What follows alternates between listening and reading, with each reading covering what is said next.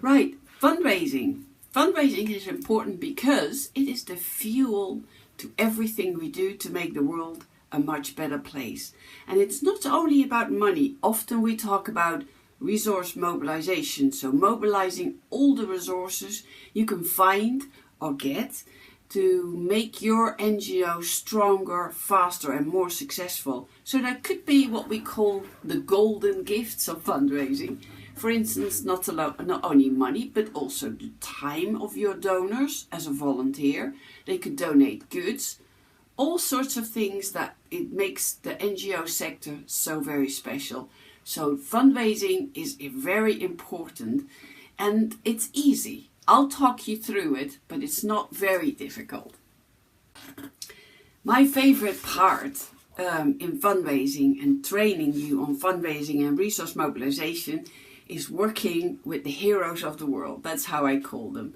Because all the grassroots people who are start fundraising and changing the world, I get in my training. And it's not only you'll learn good old-fashioned solid theory around fundraising, I'll teach you, but there's also a lot of sharing.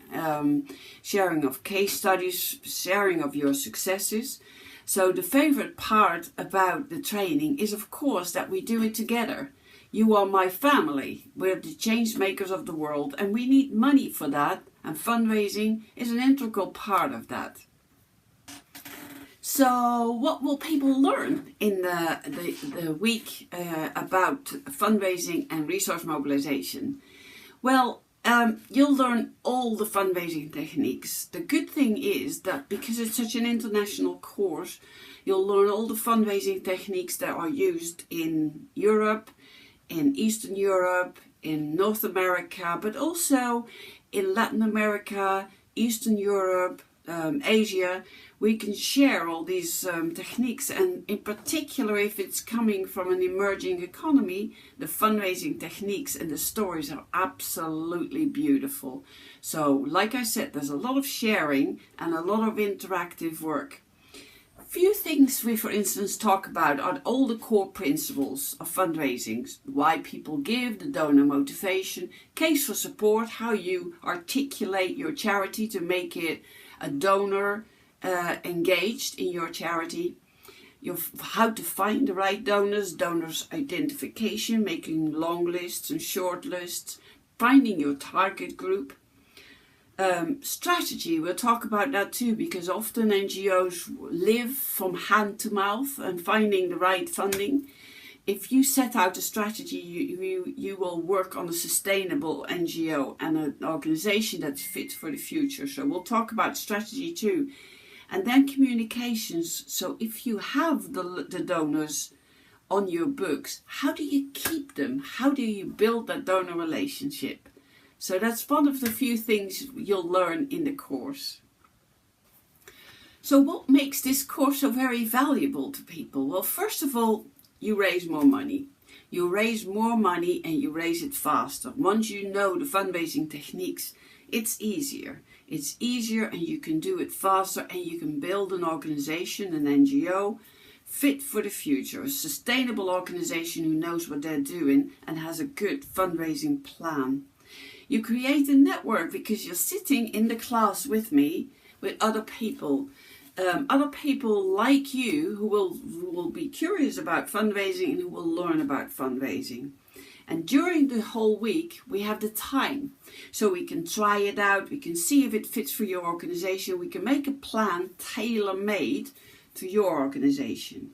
I'll make sure that when you leave, you not only have heard lots of good stories, lots of good success cases, but also that you are armed with the right theory to make it your own. So who is it for?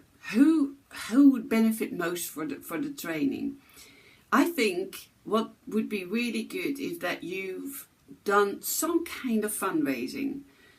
It doesn't have to be professionally, it doesn't have to be in a job or a position as a fundraiser, but fundraisers are people who want to become a fundraiser. So that's a lot of people. But it will also be tailor-made to managing directors, CEOs, trustees of NGOs in your country, in your culture. Because often people have to work together to make the fundraising happen. It will never ever be successful if it's done in isolation. So it would be good if you can bring along both fundraiser and CEO, both fundraisers and the communication people. It would be helpful, and definitely you'll be more successful.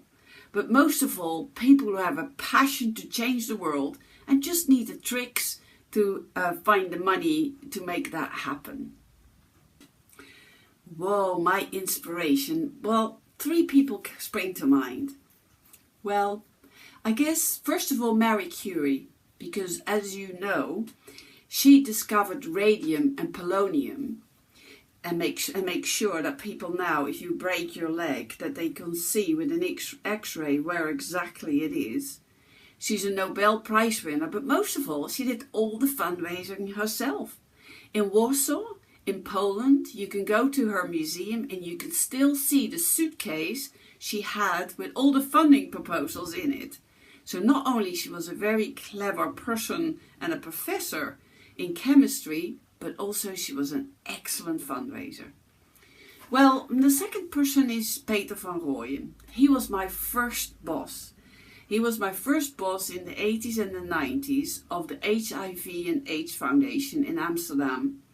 At a time when nobody wanted to touch the subject. Nobody wanted to talk about it, and there was a lot of fear around HIV in Holland. At the time, he kept us inspired, he kept us motivated, he kept us going. At the time when it was really hard to be a fundraiser, and when you would pick up the phone and talk to people, they didn't even want to talk to you. But Peter van Rooyen, my first boss, kept us going. And the third and last is not really a person, but a group of people. All the women from the grassroots organizations who work with great courage to combat gender inequality, rape, and domestic violence. Often they do that with a lot of courage, and they are my role models. They are the people who I look up to and the people I'd like to do this job for. So 3 groups of people and 2 people who are really my heroes.